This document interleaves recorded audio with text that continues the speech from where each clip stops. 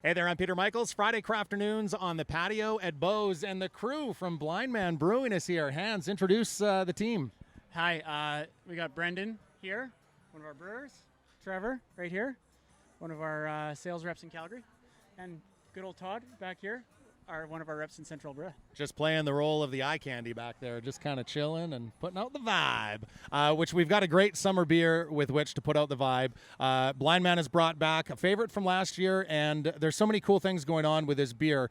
Let's start, Hans, and talk about the labeling. Yeah, we have 16 different unique labels, kind of showing a little bit of a sunrise, sunset, with 16 different unique short stories from local authors.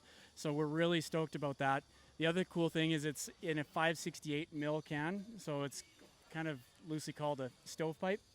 So it's only 3%, so it's meant to just be a beer you can kind of just have the whole day. And you know what? Swapping stories around a beer, that's kind of what it's all about, right? Trevor, tell us a little bit about what we can expect flavor profile from the summer session. Well, what I love about this beer is it's a hop-forward beer without being overly bitter. You're going to get the flavor and aroma from the hops more than the actual bittering component. So I get a lot of tropical fruit for sure. It's a lot of, I get like a guava, almost a kiwi-like flavor to this one. And I think in terms of the body, a 3% beer, you don't ever expect it to have much of a full body. And it is a lighter body beer compared to some of our others. But for a 3% beer, it packs a punch. There's a lot of flavor. It's a huge aroma, and it's not thin and watery like a lot of lighter beers kind of tend to be.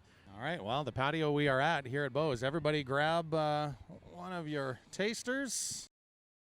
Cheers to summer. Cheers, guys.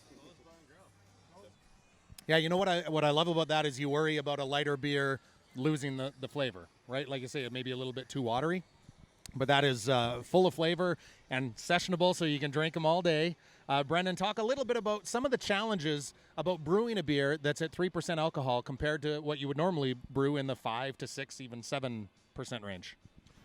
So like Trevor was saying, to get the body we do out of this beer, we have to use a very large amount of oats and wheat in proportion to the barley we use in the beer. Normally your beer is pretty much all barley, but this is like close to 25% oats, and that is mostly where all the body in the beer is coming from, because when a beer gets fermented as much as this and it's only 3%, you're not going to have a lot. You don't have a lot of sugar to start with.